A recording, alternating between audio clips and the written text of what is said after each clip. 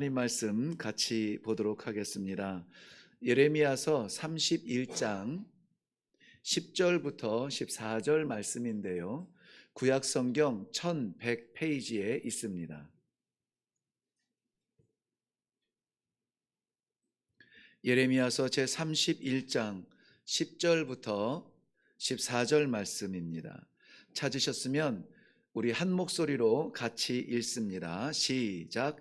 이방들이여, 너희는 하나님의 말씀을 듣고 먼 섬에 전파하여 이르기를, 이스라엘을 흩으신 자가 그들 모으시고 목자가 그 양떼에게 행함같이 그를 지키시리로다. 여호와께서 야곱을 구원하시되 그들보다 강한 자의 손에서 속량하셨으니 그들이 와서 시온의 높은 곳에서 찬송하며 여호와의 복 곧 곡식과 새 포도주와 기름과 어린 양의 떼와 소의 떼를 얻고 크게 기뻐하리라.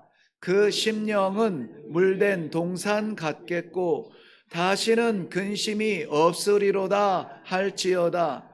그때에 처녀는 춤추며 즐거워하겠고 청년과 노인은 함께 즐거워하리니 내가 그들의 슬픔을 돌려서 즐겁게 하며 그들을 위로하여 그들의 근심으로부터 기쁨을 얻게 할 것임이라. 내가 기름으로 제사장들의 마음을 흡족하게 하며 내 복으로 내 백성을 만족하게 하리라. 여호와의 말씀이니라. 아멘. 아멘. 우리 14절 마지막 절인데 그 후반부에 보면은 이렇게 기록되어져 있습니다. 내 복으로. 거기서부터 우리 같이 읽을까요? 시작. 내 복으로 내 백성을 만족하게 하리라. 여호와의 말씀이니라. 아멘. 아멘. 만족이라는 말은 채운다는 말이에요. 많다는 것이 아니라 넉넉하다, 이만하면 됐다가 아니라 꽉 채운다는 말씀입니다. 마치 우리 컵에 물을 따르는 것을 연상을 하면은요, 컵에 물이 가득 차게 되면은 그 중간에 기포도 없고 공간이 없습니다. 물로 꽉 채워지죠. 그런 것처럼 꽉 채워진다는 말씀이에요. 그런데 그 컵은 물로 채워지는데 우리 성도는 무엇으로 채워져야 될까요? 이렇게 질문하고 싶어요. 우리의 삶은 무엇으로 채워지고 있습니까? 무엇으로 채워졌습니까? 하는 것이죠. 오늘 말씀에 보면은 하나님의 백성, 즉 내 백성은 무엇으로 채워진다고 합니까? 내 복으로 채워지겠다 하는 것입니다. 내 복이에요. 그러니까는 우리 삶 가운데 많은 부분이 하나님께서 맡으시고 어떤 부분은 내가 하는 것이 아니라 우리의 삶의 전부가 하나님의 복으로 가득 채워진다라고 하는 것입니다. 우리는 하나님의 복으로 채워지는 삶이 되기를 바랍니다. 하나님께서 그 복으로 채우고 싶어 하는 그 백성이 되기를 바랍니다.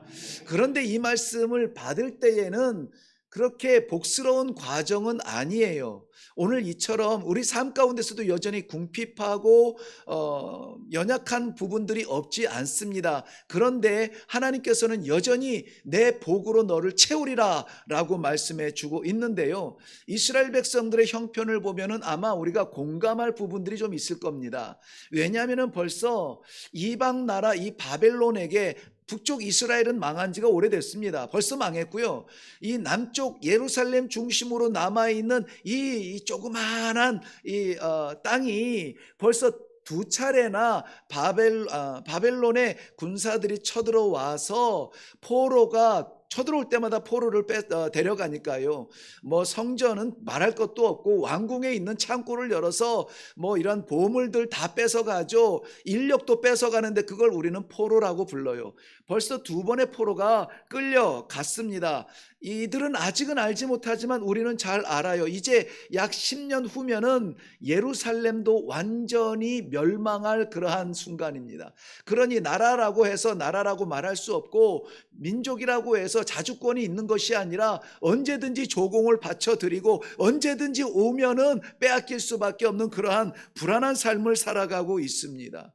그뿐만이 아니라 우리는 잘 알듯이 이것이 그냥 몇 년 안에 끝나는 것이 아니에요. 자그마치 70년의 세월을 이 바벨론의 포로가 되어서 그 속국으로 끌려가 살 수밖에 없는 그런 환경입니다. 70년. 우리 일제 치하에 몇 년 있었죠? 36년. 한 절반 정도 되네요. 그럼에도 불구하고 지금 이 세월이 지난 이후에도 지금도 안 그런 뭐 용서의 마음과 화해의 마음과 간절한 기도의 넉넉함이 있는 분들은 모르겠지만 어쨌든 민족 가운데 보면은 일본은 무조건 이겨야 돼요. 무조건 이겨야 됩니다. 제가 일회교회에서 한번 오래전에 이런 예를 들었는데 지금 갑자기 생각이 나는데요. 큰 유람선이 이 암초를 만나서 그것이 꼭 타이타닉 막 이렇게 말하고 싶지는 않아요. 예니까 암초를 만나서 그 배가 침몰하게 됐답니다. 그런데 정말 다행히 그 배에 구명정들이 있는데요. 구명정들이 다 제 역할을 못하고 그저 노랗게 떠오르는 부유물이 있는데 보니까는 구명정인 거예요. 그런데 그게 넉넉하지 않습니다. 그 배가 10명 정도를 타면은 버티는데 그 숫자가 넘어가면은 그냥 깔아앉게 되어 있어요. 그런데 거기에 사람들이 막 올라와서 손을 막 붙잡고 올라와서 보니까는 한 13명이나 되는 것 같아요. 그러니까 거기에서 몇 명은 없어야 됩니까? 3명은 없어져야 됩니다. 그래, 누가 그 자리를 비워줄 것이냐 고민을 하는데 갑자기 미국 사람이 일어나더니 미래와 자유를 위하여 하더니 자기가 그냥 풍덩 바다에 뛰어드는 거예요. 와, 대단하다. 대단하다. 저 미래를 향한 저 정신, 자기를 희생하는 정신. 근데 그 다음에 보니까는 둘러보니까는 영국 사람이 과감하게 일어나더니 여왕을 위하여, 여왕 폐하를 위하여 그러더니 딱 그 물에 풍덩 빠져요. 그래서 야, 정말 그 여왕이 저들에게 어떤 영향력을 끼치는지 모르지만 대단하다. 이렇게 하고는 막 이 존경의 마음을 가져요. 근데 그 다음 한 명 남았죠?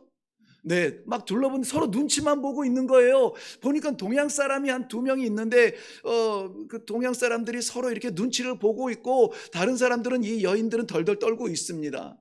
그런데 갑자기 한 사람이 일어납니다. 대한민국 만세! 한국 사람이구나. 그런데 옆에 있는 일본 사람을 확 밀치더래요. 바다에 확 밀치더래요. 그 정도예요. 36년을 우리가 치하에 있었어도 그 정도인데 속이 다 시원하죠? 네. 근데 70년을 이 바벨론의 포로 가운데 살아야 되는 그 사람들에게 과연 평안이 있겠습니까? 복이라는 말이 정말 가치가 있겠습니까? 말이 안 되는 이 순간에 이 하나님 여호와의 말씀이 내 백성은 내 복으로 채울 거라 이렇게 말씀하고 있는 것입니다. 여호와의 말씀이라는 것이죠. 예레미야 선지자의 어떤 민족의 지도자로서 기대나 바램이 아니에요. 한 사람의 애틋한 심정으로 말한 것이 아니라 여호와의 말씀이라는 것입니다. 내 백성, 우리 하나님께서 말씀하는 이 백성이죠. 내 백성은 어려움과 두려움은 만날 수 있지만 결코 망하지 않습니다. 중요한 건 뭐냐면 하나님께서 그 백성에게 복을 주신대. 영원히 망하지 않는데 정말 중요한 게 뭡니까? 내가 그 백성이냐 하는 것이죠. 하나님께서는 그 백성을 망하지 않게 하시고 영원한 영생의 복을 주신다고 말씀하시는데 중요한 건 내가 그 백성이냐 하는 게 중요해요. 내가 그 백성이면 그 복을 나에게 채워주실 것을 우리는 믿습니다. 그런데 아무리 하나님께서 복을 준비해 놔서도 내가 그의 백성이 아니면 나와 상관없는 그러한 사람이 되는 것이죠. 내 백성, 그 백성임을 우리는 알아야 합니다. 다 같이 한번 믿는 마음으로, 믿음이 있다면 이렇게 한번 저를 따라서 해 보시죠. 나는 하나님의 백성입니다. 이 믿음이 있어야 이 말씀이 의미가 있어요. 그리고 오늘 예배가 의미가 있는 것입니다. 내 백성, 과연 누구를 말하는 것일까요? 누가 도대체 하나님의 백성입니까? 우리는 겉으로 봐서는 몰라요. 삶의 형편을 보아서도 몰라요. 다양한 삶 속에 있고 모릅니다. 윤리적으로 완전하다고요? 법 없이 살 사람이라고요? 그래서 그 사람은 하나님의 백성입니까? 아니에요. 열심히 잘 살았는데 안타깝게 하나님의 백성은 아니에요. 그러면은 하나님의 백성은 어떤 사람입니까? 우리가 성경에서 딱 한마디로 추측할 수가 있는데, 하나님께서 친히 말씀하실 때에 레위기서 11장 44절 말씀에는 이렇게 힌트를 줍니다. 내가 거룩하니 너희도 거룩하라. 우리가 친자 확인할 때 뭘 봅니까? 유전자. 네, 제일 먼저 보는 게 혈액형이겠죠? 네, 혈액형을 보기도 하고 유전자를 봅니다. 우리가 하나님의 백성인 것을 어떻게 합니까? 매주마다 올라와서 예배를 드리니까? 아니. 우리가 목사니까? 아니. 그것이 아니라 하나님의 그 거룩하심이 나에게도 있느냐라고 하는 거예요. 내가 거룩하니 너희도 거룩하라 하셨으니 하나님의 백성은 바로 거룩한 백성인 것입니다. 제가 아주 배워본 적은 없지만 그에게 배운 분의 이야기를 듣고 그의 삶을 곁에서 몇 차례 보면서 아주 존경하는 그 영국의 이 성경 주석자가 있는데 고든 웨남이라고 하는 그러한 학자가 있습니다. 굉장히 유명하신 분이에요. 우리 교회 가끔 오시는 강유택 목사님 아시죠? 강유택 목사님이 직속 제자, 이분에게 배운 분이에요. 그래서 그 곁에서 나도 가끔 이렇게 뵙기도 하고 그 삶을 같은 동네에 살았어요. 그래서 그 삶을 보니까 정말 존경할 만한 분인데, 그분이 이런 말씀을 했어요. 뭐냐면 율법이 거룩한 동물과 거룩하지 않은 동물을 구별을 했다. 즉 정결한 동물과 부정한 동물을 구별했다. 여러분 이해가 되세요? 우리는 이해가 안 돼요. 왜 이것은 이것은 정결하다고 하고 이것은 부정하다고 하지? 왜 이 짐승의 예배는 받으시고 이 짐승을 드리는 제사는 안 받으시는 거지? 우리는 몰라요. 근데 하나님께서 그것을 정하시고 율법에 정하셨습니다. 기록해 놓으신 것이 무엇이냐면 이것은 드려라, 이것은 드리지 말라. 가증히 여기는 것이고 내가 받지 않을 것이라는 것을 우리는 율법을 통해 알 수 있어요. 그렇다면은 하나님께서 80억 살아가는 사람들 가운데에서 이는 내 백성이요라고 정하신 거예요. 하나님 왜 저는 안 저 사람은 안 정했습니까? 우리가 따질 것이 아니라 하나님께서 너는 내 백성이라고 하는 이 믿음을 주셨을 때에는 우리는 그저 감격할 것밖에 없는 것입니다. 하나님의 정하심을 이것을 옳다 그르다 따지는 사람이 없어요. 여러분 혹시 들어보셨나요? 이스라엘 가운데 율법을 따지는 사람이 있다고요? 없습니다. 율법은 지키는 거예요. 하나님은 믿는 겁니다. 우리가 평가할 수준이 아니에요. 그런데 하나님께서는 그의 백성을 택하시고 내가 거룩하니 너희도 거룩하라 라고 말씀하고 있는 것이죠. 이런 말씀이 있습니다. 성경 유익하죠.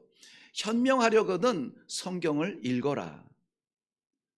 그리고 안전하려면은 성경을 믿어라. 그런데 거룩하려거든 성경을 행하라. 이렇게 말씀하셔요.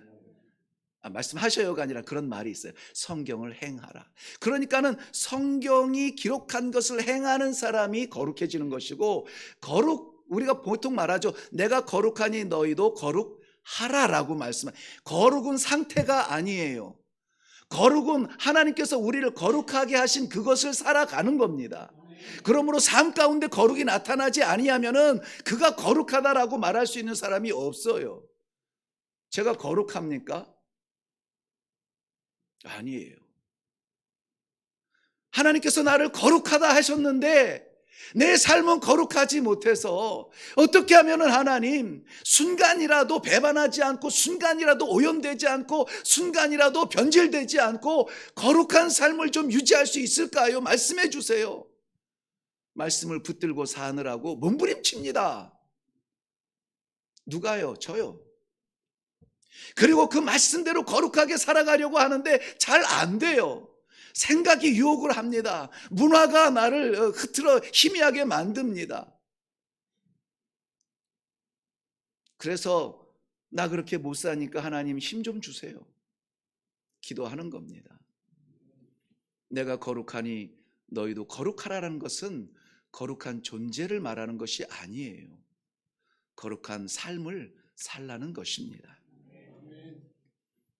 그렇기 때문에 우리의 무엇이 오늘 이 자리에 있게 하지는 않습니다. 하나님께서 택하시고 내가 믿을 때에 하나님께서 왔어, 오 잘했어, 너 이제부터 내 백성이야, 이렇게 우리가 뭔가를 했을 때 이 받아주시고 그렇게 만들어주신 것이 아니라 우리가 믿는 하나님의 말씀은 분명히 이렇게 말씀하고 있습니다.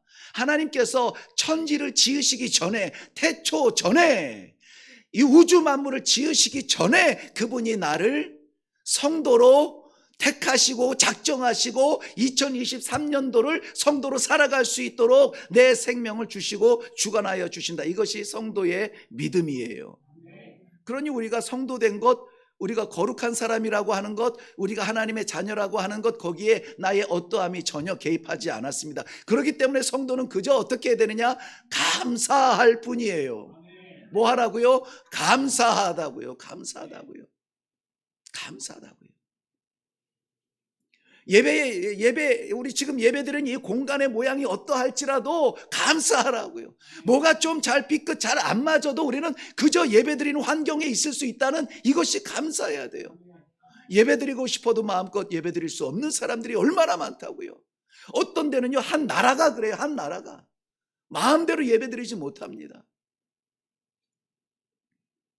우리는 하나님께서 뭔가 우리에게 정말 기가 막힌 질병에서 치유해 주시고 정말 막힌 길에서 좋은 사람 만나서 뻥 뚫어 주셨을 때도 감사하지만 막혔을 때도 감사해야 되고 아플 때 질병 가운데서도 감사해야 되고 심지어는 우리가 그래서 장례식장에서도 감사하며 예배를 드리잖아요. 왜 도대체 우리는 무엇 때문에 하나님께 이렇게 감사해야 될까요? 우리가 하나님의 백성 된 것 자체만으로도 우리는 평생 감사, 영원 감사 해도 부족합니다. 그럼에도 불구하고 오늘도 우리가 감사해야 되는 이유가 있어요. 우리는 예레미야 선지자를 눈물의 선지자라 이렇게 별명을 붙여 주었습니다. 눈물의 선지자. 그 눈물은 백성들이 알아주지 않아서가 아니에요. 하나님의 종인데 불구하고 수치스럽게 옷을 벗기고 때리고 감옥에 던지고 막 이런 것들 때문에 억울해서 흘리는 눈물이 아니에요.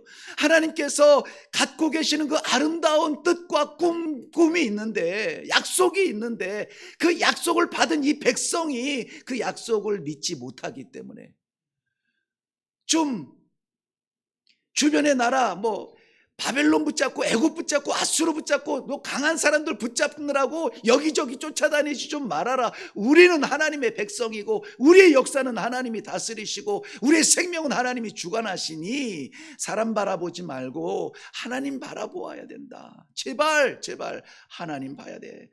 하나님의 백성은 하나님 봐야 되는 것이라고 그래 눈물을 흘리는 거예요. 이스라엘 백성들이 지금 암담하죠. 나라가 망해가고 있죠. 그럼에도 불구하고 감사할 수 있는 것은 딱 하나 있어요. 뭐냐면 여호와께서 말씀하시니까요. 말씀하시니까. 여호와의 말씀을 받는 이 순간을 여러분 감사하시기 바랍니다. 이것이 가시 같은 말이 됐던, 이것이 위로의 말씀이 됐던, 이것이 천둥 같은 말씀이 됐건, 너무 시끄러운 말씀이 됐건, 잔잔한 말씀이 됐건, 천둥 같은 말씀이 됐건, 바람 같은 희미한 말씀이 됐건, 말씀이 있다면 감사하시기 바랍니다. 왜냐하면 우리는 그 말씀 때문에 살아요. 예레미야 선지자가 바로 그것 때문에 지금 이스라엘 백성들에게 말씀하는 거예요. 이 예레미야서를 좀 좌우로 살펴보면 더욱 분명하게 분명하겠지만은 오늘 본문 말씀인 예레미야 31장만 살펴보아도요, 뭘 얘기하고 싶은 거냐? 상황이 어떻다, 뭐 약속이 어떻다, 복이 어떻다, 이런 얘기하고 싶은 것이 아니라요, 진짜 하고 싶은 말은 하나님이 말씀하고 있다는 것이죠. 우리 눈으로만 한번 따라가 볼까요? 여러분 31장 1절 보세요. 이렇게 시작합니다. 여호와의 말씀이니라. 네, 2절 여호와께서 이같이 말씀하시느니라. 네, 7절 건너가면 여호와께서 이와 같이 말씀하시니. 14절 가서 보면 마지막 우리 읽었죠? 끝에 여호와의 말씀이니라. 15절 여호와께서 이와 같이 말씀하시니. 16절 여호와께서 이와 같이 말씀하시니라. 17절 마지막 여호와의 말씀이니라. 23절로 건너가요. 만군의 여호와가 이스라엘 하나님께서 이같이 말씀하시느니라. 27절 말씀 보세요. 27절 보면 여호와의 말씀이니라. 28절 마지막에 보면 여호와의 말씀이니라. 31절 말씀 여호와의 말씀이니라. 32절 끝에 보면 여호와의 말씀이니라. 33절 끝에 보면 여호와의 말씀이니라. 34절 끝에 보면 여호와의 말씀이니라로 결론 맺고 35절 시작할 때 여호와께서 이와 같이 말씀하셨느니라. 36절 끝에는 여호와의 말씀이니라 끝내고 있습니다. 37절 여호와께서 이와 같이 말씀하시느니라 말씀하고 있어요. 38절 말씀 여호와의 말씀이니라로 끝내고 있어요. 도대체 이 31장 안에 가득 차 있는 것은 뭡니까? 여호와의 말씀이 있다는 거예요. 여호와의 말씀이 있다는 것입니다. 오늘 우리 가운데 이 예배 가운데 여호와의 말씀이 있는 줄로 믿습니다. 우리 하나님께서는 무엇을 말씀하시기를 원하실까요?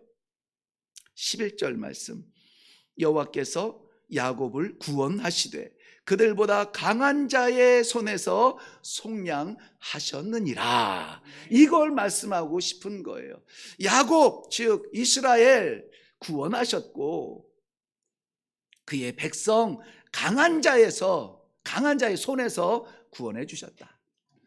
만만한 상대 가운데서 편들어 준 것이 아니라요, 강한 상대, 이스라엘과 바벨론의 상대도 안 되는 그러한 손에서 우리를 건져 주셨다는 것입니다. 여기 보면 구원이라는 말은 가알이라는 말인데요, 흔하지는 않았겠지만 이런 경우가 있었어요. 빚을 지고 빚을 갚지 못하면은 조상으로부터 물려받은 그 밭을 빼앗기게 되죠. 빼앗길 땅도 없으면은 스스로 아니면은 우리의 아내나 자손들이 노예로 끌려가서 그 빚을 다 갚기까지 일해야 되죠. 그럴 때에 그렇게 해서 빼앗긴 땅을 예를 들어서 우리 장로님이 100만 원을 갚지 못해서 장로님의 밭을 빼앗겼어요. 그런데 내가 장로님의 가족으로서 이걸 볼 수가 없어서 내가 100만 원 갚고 여기 있습니다 하고 되갚아 주는 거, 이걸 구속이라고 말해요.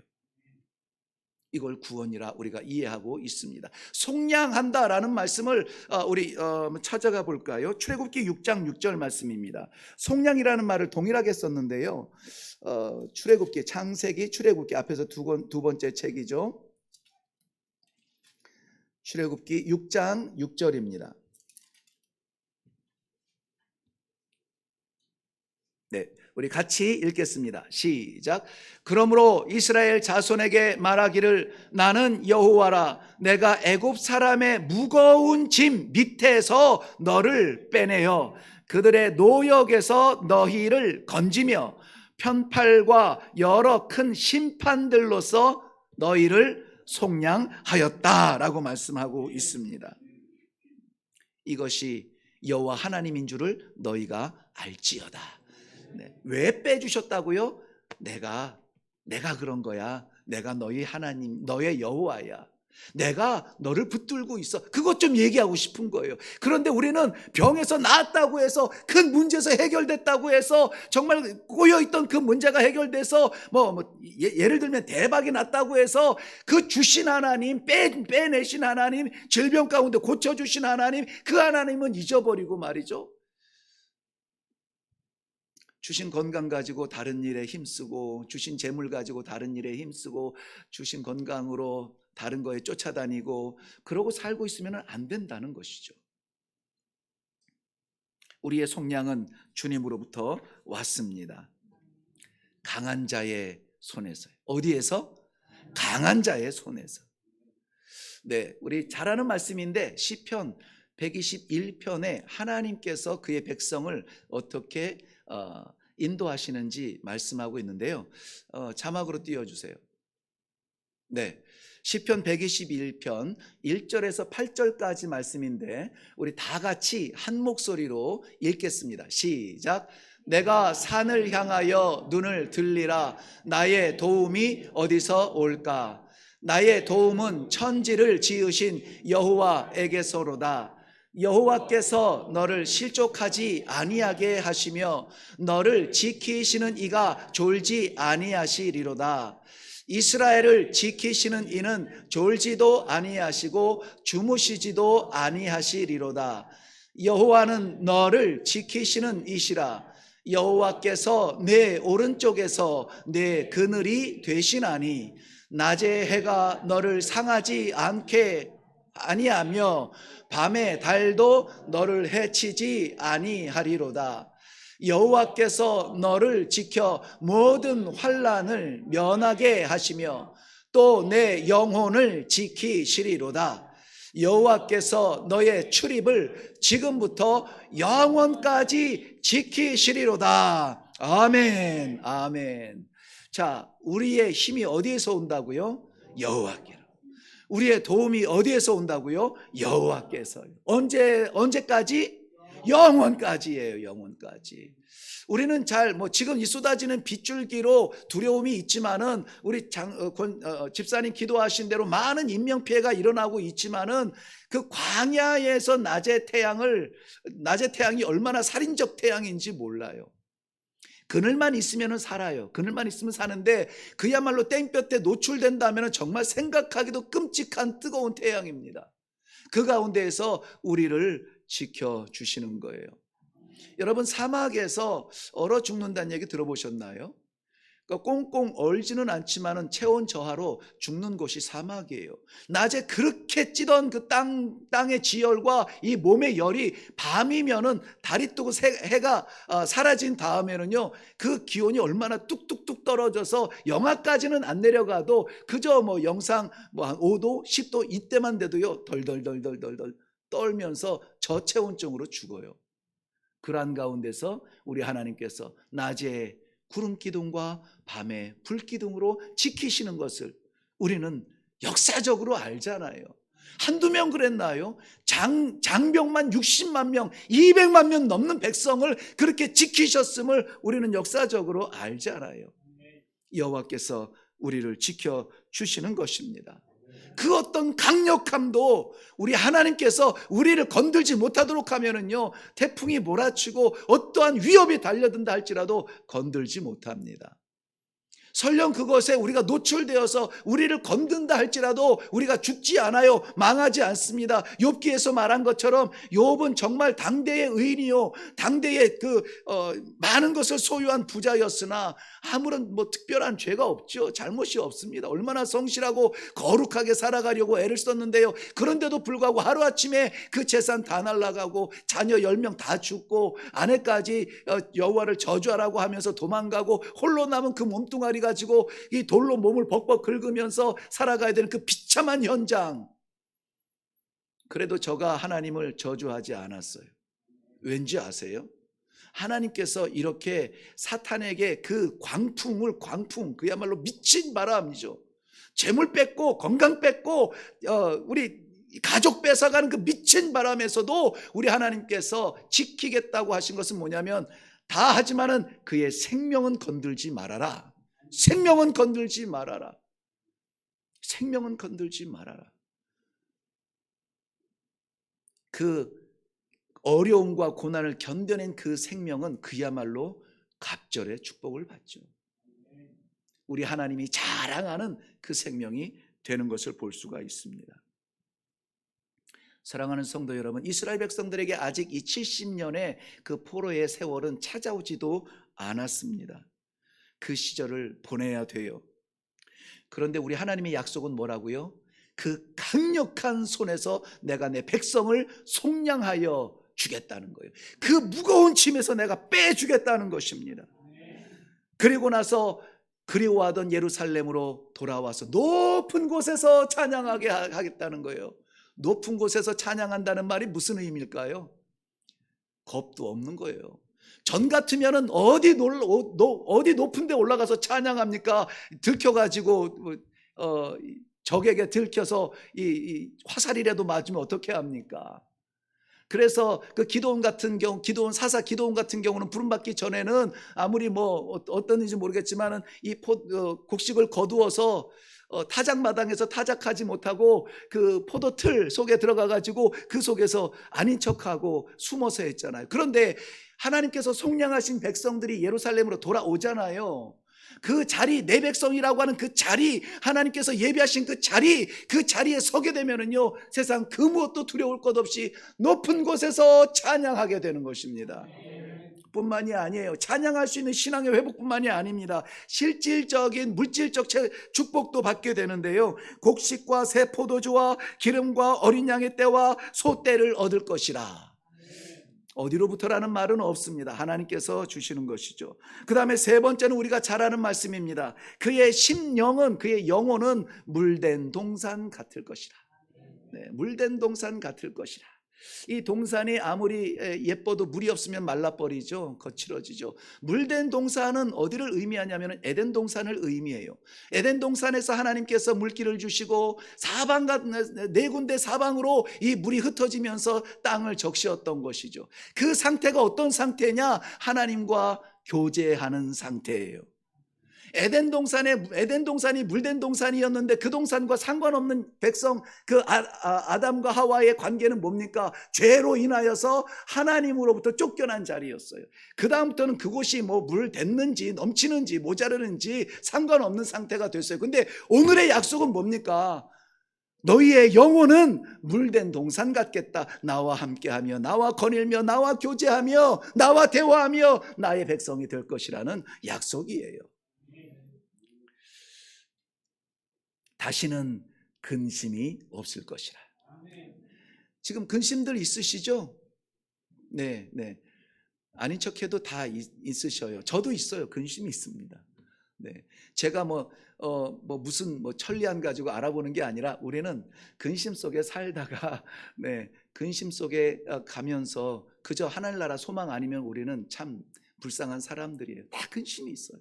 그런데 오늘 하나님 여호와께서 뭐라고 약속하시냐면은 다시는 근심이 없으리로다. 처녀들은 춤을 추고요. 처녀들이 왜 춤출까요? 시집 가는 거죠. 예, 시집 가요. 이 청년과 노인들은 같은 자리에 있어요. 세대가 갈라지지 않았어요. 믿음이 전승이 되어집니다. 슬픔이 변하여 즐거움이 되고 근심은 변하여 기쁨이 됩니다. 제사에 기름이 넘치니 제사장들이 흡족해야 합니다. 제 말이 아니라 오늘 본문 말씀에 다 기록되어져 있는 거예요. 이러한 기쁨이 넘치기를 바랍니다. 아니, 이미 우리는 그 약속 말씀 가운데 살기 때문에, 그래서 제발 어려움 당했다고 좌절하지 말고 주저앉지 말고 사람 찾아다니지 말고 그 순간에 나를 놓지 아니하시는 하나님의 약속을 붙드는 성도가 되라고 제가 늘 권면을 드리는 겁니다. 권면 받으셨죠? 그러면 이제 어떻게 해야 됩니까? 이 약속을 받은 사람은 어떻게 해야 돼요? 이게 중요하잖아요. 다시 10절로 돌아가 결론을 내립니다. 10절 다 같이 읽겠습니다. 시작. 이방들이여 너희는 여호와의 말씀을 듣고 먼 섬에 전파하여 이르기를 이스라엘을 흩으신 자가 그를 모으시고 목자가 그 양떼에게 행함같이 그들을 지키시리로다. 아멘. 아멘. 여호와의 이 약속을 받은 사람들은요, 오늘 저는 이 본문 가운데 좀 이해가 살짝 안 되는 해석이 있는데 뭐냐면 이방들이여 이렇게 했어요. 이방들이라고 하는 인식은 뭐냐면은 이스라엘과 구별된 세상 사람들, 하나님 없는 사람들인데요. 저는 그 구별할 필요가 없이 이것은 지구촌에 살아가는 모든 사람들을 말한다고 생각이 되어지는 게 뭐냐면, 성경에서 죄송합니다마는 이방인 하면은 Gentiles를 얘기해요. Gentiles. 그런데 이 NIV에서 기록한 이 이방은 nations라고 표현을 했어요. nations, 민족들이라는 거죠. 민족들, 이 땅에 있는 모든 민족들이 하나님께서 오늘 주신 여호와의 이 말씀과 약속을 받아야 됩니다. 그런데 우리는 받았는데 우리가 지금 뭐 하고 있습니까? 침묵하고 있어요. 우리가 모든 민족을 바라보지 않고 있습니다. 그리고 여기 말하는 큰 섬들을 건너가서 이야기하는데, 섬들은 그야말로 우리가 말하는 아일랜드가 아니에요. 이 섬들은 바다를 건너가야 맞닥뜨릴 수 있는 그러한 해변이 있는 곳이, 대륙을 건너야 되는 것이죠. 익숙한, 제가 말씀드렸죠. 그 아프리카나 그 당대의 이런 문화 속에서는 물을 건넌다는 것, 이 바다를 건넌다는 것은 새로운 세계라고요. 새로운 세계. 알지 못하는 낯선 그 새로운 세계를 향해서도 우리가 기꺼이 나아가야 됩니다. 우리 땅이, 우리 가족이, 우리 교회가 이렇게 말씀으로 있고 하나님의 구원받았고 이것으로 우리가 만족하고 있다라고 느끼며 살지 말고 그것을 듣게 하라는 것입니다. 그리고 분명히 오늘 본문 말씀에 뭐라고 그랬어요? 그 전파하라 그랬잖아요. 전파라고. 전파라는 말씀은 외치라는 거예요. 외치라. 왕이 행차하십니다. 이것을 전파한다. proclamation. 이렇게 얘기하고 있어요. 전파라고요. 전하지 아니하면 어떻게 듣겠습니까? 듣지 아니하면 어떻게 믿겠습니까? 그러니 우리가 침묵할 수 없다. 이 얘기죠. 전파하라. 우리 안에 이 놀라운 복음의 기쁨이 오늘 가득하시기를 바랍니다. 나는 쓰러지고 죽을 것 같지만, 나는 소망이 없이 절망에 꽉 눌려 있는 것 같지만 여호와 하나님께서 그 모든 장애를 깨트리시고 나를 건지시고 빼내시고 구원하심을 확실히 믿습니다. 우리의 심령이 기쁨이 회복되어지고 하늘의 소망을 다시 바라볼 수 있는 영 안이 믿음의 눈이 열리기를 바랍니다. 우리가 이 열방의 이 복음을 전파하는 그러한 거룩한 하나님의 백성이 되시기를 주님의 이름으로 축원합니다. 기도하겠습니다. 우리가 구하는 복이 있습니다. 그런데 하나님께서는 우리에게 주시고 싶어하는 복이 있습니다. 그 복으로 인하여서 우리의 영혼이 기뻐하며 살아가기를 원하십니다. 아버지, 우리가 기대하는 복이 아니라 그 넘어서 우리 하나님께서 부어주고 싶어하는 그 복으로 채워지게 하여 주시옵소서. 그리하여서 이 땅을 살아가지만 작은 평수에 연연하지 아니하며 영원하신 하나님 나라를 바라보는 믿음이 분명히 우리에게 있음을 믿게 하시고, 그것을 알지 못하는 민족들에게 그 대륙에 건너가서 그 나라에 들어가서 그 민족을 향하여서 이 복음을 증거할 수 있는 이 시대의 사명을 감당하게 하여 주시옵소서. 감사드립니다. 이루어 주실 줄로 믿사옵고 예수님 이름으로 기도하옵나이다. 아멘.